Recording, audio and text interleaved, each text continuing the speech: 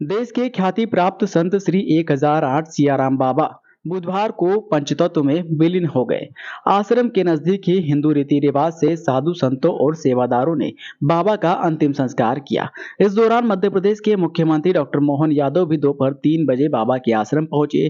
CM ने बाबा के चरणों में पुष्प अर्पित कर भावभीनी श्रद्धांजलि दी। मीडिया से बातचीत में उन्होंने कहा कि यह गांव सियाराम बाबा के नाम से अब जाना जाएगा। बाबा की कर्मभूमि तेली भट्टान बुजुर्ग आश्रम को पवित्र क्षेत्र बनाएंगे।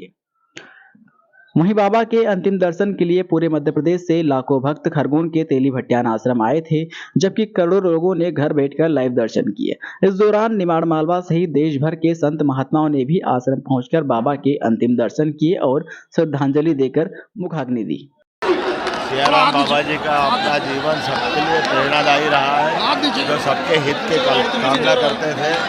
उनकी साधना के मार्ग पर हम यहाँ कई सारे भक्तजनों की उपस्थिति बता रही, वो किस प्रकार का व्यक्तित्व था।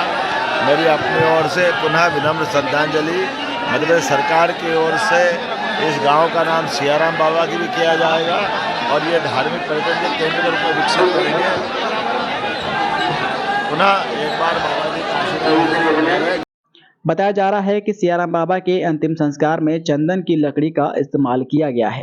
करीब 5 क्विंटल लकड़ी बुलाई गई थी। संत रीति रिवाज अनुसार दोपहर 3 बजे बाबा को पालकी में बिठाकर आश्रम से नर्मदा तट तक अंतिम यात्रा निकाली गई, जो करीब 3:30 बजे घाट पर पहुंची। यहाँ चंदन की लकड़ी, गाय के गोबर, सहजी चिता पर बाबा को बिठाया गया। दूध, घी, नर्मदा जल सहित पंचामृत से अभिषेक हुआ। निर्धारित समय 4 बजे संतों ने मिलकर बाबा को मुखाग्नि दी। बाबा के अंतिम संस्कार के दौरान पूरे समय राम नाम का जप किया गया। बता दें कि बुधवार सुबह 6:10 पर 94 वर्ष की आयु में सियाराम बाबा ने आश्रम पर अंतिम सांस ली। 29 नवंबर को बाबा को निमोनिया होने के बाद से ही वो बीमार चल रहे थे।